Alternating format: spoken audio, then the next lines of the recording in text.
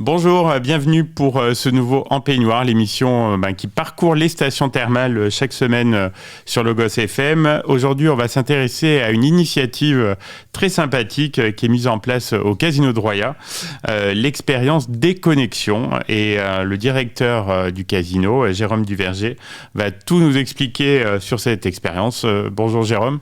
Bonjour Stéphane, merci de m'accueillir. Avec grand plaisir. Alors, pour commencer, est-ce que vous pouvez nous expliquer en quoi consiste ce challenge Déconnexion? Alors, ce challenge Déconnexion, c'est avant tout une initiative qui est faite dans le but de se reconnecter à nos proches le temps d'un repas. Ce qu'on ne fait plus beaucoup, en fait. Enfin, on est toujours parasité, quoi. Effectivement. Ouais. Et concrètement, comment ça se met en place, en fait, cette expérience? En fait, vous venez déjeuner ou dîner au Casino de Roya donc, la semaine prochaine, donc tout au long de la semaine, du lundi 3 jusqu'au dimanche 10. Voilà, 9. On rappelle, cette émission est enregistrée, donc c'est du 3 au 9 mars, ouais. Du 3 au 9 mars. Donc, vous vous présentez au restaurant Le R pour un repas en toute convivialité. Vous laissez votre téléphone dans une cage qui sera posée sur la table avec un petit cadenas, une clé, détenue uniquement par le serveur. Et le temps d'un repas, vous vous reconnectez à la personne avec laquelle, à le ou les personnes avec lesquelles vous déjeunez ou dînez. Et vous pouvez bénéficier, donc, en participant à ce challenge, de 30% de remise sous forme de crédit de jeu. C'est sympa, ça, ouais. Et qu'est-ce qui vous a motivé à lancer cette expérience? Est-ce qu'il y a eu un déclic particulier ou quelqu'un dans l'équipe? Je sais pas. Le déclic, je pense que c'est un déclic qu'on a tous eu, ou au moins on a tous constaté. Ça vient en fait d'un constat de clients de restaurant. On est assis à une table, on observe un petit peu les tables à côté, on voit, je sais pas, un couple en train de déjeuner ou de dîner. Et ils se parlent pas. Ils se parlent pas, ils ont chacun le téléphone à la main. Donc on porte un jugement là-dessus. Ouais. Ou la table d'à côté, même d'un groupe d'amis, des fois on le voit, amis, 4 amis. Et finalement, on regarde sur notre table et on fait la même chose parce qu'on a notre téléphone qui est à côté, on fait que scroller, on parle quand même. Oui, voilà. Mais finalement, on prête pas forcément attention à la personne avec laquelle on participe à un repas. Alors l'initiative est plutôt surprenante pour un casino, parce que d'habitude ça repose plus sur l'interaction, le divertissement. Est-ce que pour vous c'est une sorte de virage stratégique pour proposer une nouvelle expérience aux visiteurs et peut-être attirer une nouvelle clientèle disons que c'est avant tout le partage d'une expérience, c'est avant tout dans le monde du jeu. C'est un challenge aussi de réussir à passer un repas. Je ne sais pas si vous avez déjà essayé, Stéphane, vous-même, de passer un repas. Je vais le tester. Alors, des fois, c'est par la force des choses, quand il n'y a pas de réseau. mais je vais le tester là prochainement, je vous dirai. Vous verrez que c'est plutôt sympa parce qu'en fait, on se rend compte que c'est pas si évident que ça. Ouais. Parce qu'on a tous l'habitude, même dans les échanges, même lors d'un échange avec quelqu'un, on parle de nos vacances, on veut montrer nos photos. Oui, voilà, on a toujours le téléphone. Ouais. On veut caler un rendez-vous pour la semaine d'après. C'est sur le téléphone, en fait, on se rend compte qu'on l'utilise énormément. Et ça participe à fermer un petit peu le dialogue, peut-être. Je crois que c'est pas la première fois que vous le proposez. L'expérience a été plutôt concluante les fois précédentes. Écoutez, on avait pris l'initiative de faire ça l'an dernier, au mois de mars, à la même période. On l'avait prévu sur une semaine.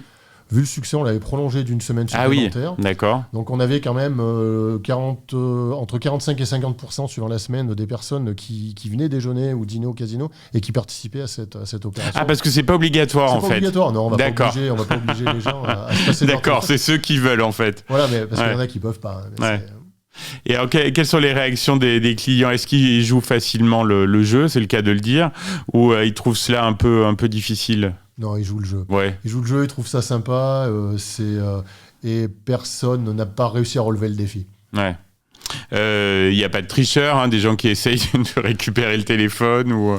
Non, mais on se retrouve des fois dans des situations un peu cocasses. La personne n'a pas mis le téléphone en vibreur, le téléphone se met à sonner, il est dans la cage. Ah oui. Il ne peut pas décrocher. Donc, maintenant, on recommande de le mettre en vibreur quand même le temps du repas, ou en mode avion, c'est l'idéal. Et donc après, l'idée, c'est avec son crédit de jeton, c'est d'aller jouer. Puis certains ne connaissent peut-être pas la partie jeu. Mais non, justement, c'est l'occasion de découvrir un petit peu...